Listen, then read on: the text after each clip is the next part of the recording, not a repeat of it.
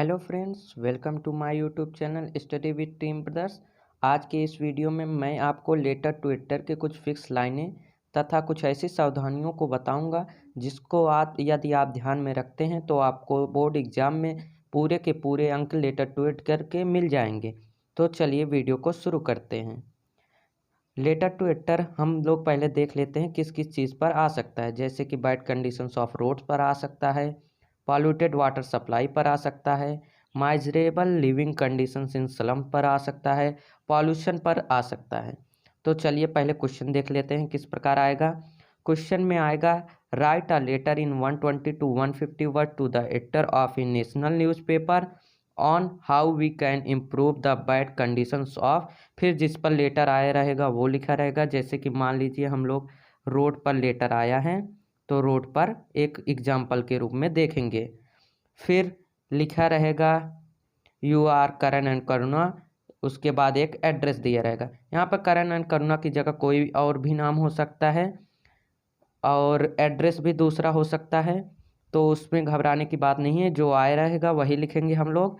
फिर यहाँ पर देख लीजिए हम लोग लेटर राइटिंग कैसे शुरू करते हैं। पहले सेंडर का एड्रेस लिखते हैं जो कि क्वेश्चन में दिया रहता है, अगर क्वेश्चन में नहीं दिया है तो कोई भी एड्रेस लिख सकते हैं।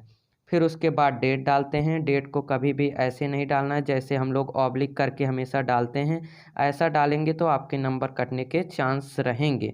इसीलिए डेट को कभी भी इस प्रकार से नहीं डालना है, हमेशा डेट को इसी प्रकार से डालना है। फिर उसके बाद द एडिटर लिखेंगे। द एडिटर लिखने के बाद अगर क्वेश्चन में आपको न्यूज़पेपर का नाम दिया है तो वो लिखेंगे, अगर नहीं दिया है तो द टाइम्स ऑफ इंडिया लिख सकते हैं या फिर कोई भी न्यूज़पेपर का नाम लिख सकते हैं। फिर उसके बाद उस न्यूज़पेपर का एड्रेस लिखेंगे जहाँ से वो प्रकाशित होता है, पब्लिश होता है। उसके बाद सब्जेक्ट लिखेंगे। सब्जेक्ट में हम लोग वो लिखते हैं जिस पर लेटर आया रहता है।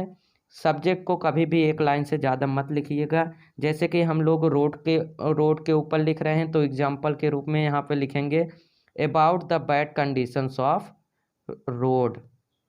फिर उसके बाद सॉल्यूशन डालेंगे सर या मैडम। फिर यहाँ से हम लोग पहला पैराग्राफ लिखना शुरू करते हैं।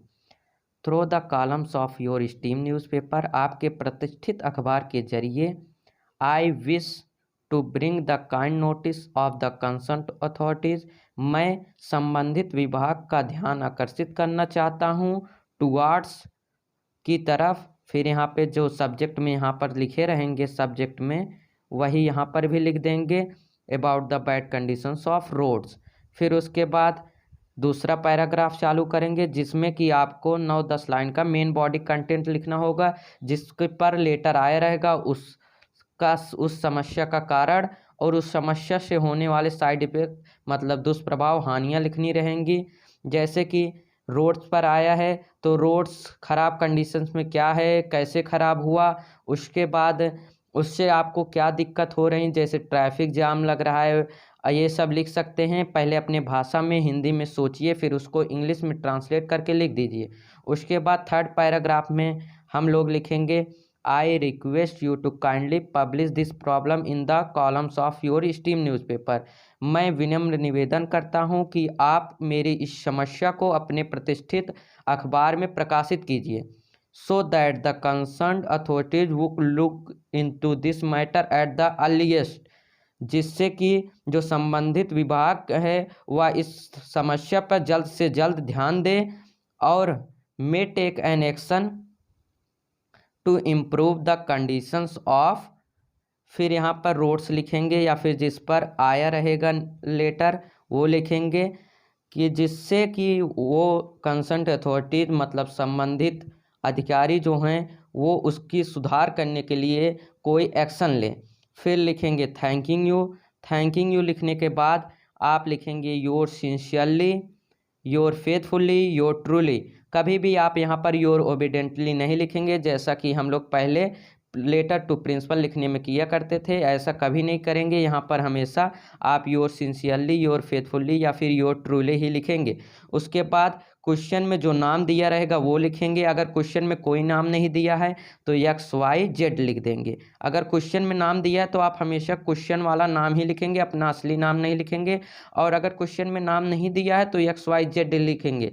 तो आज का वीडियो बस यहीं तक था। अगर वीडियो आपको पसंद आया हो तो लाइक कीजिएगा, शेयर कीजिएगा और सब्सक्राइब कीजिएगा। धन्यवाद।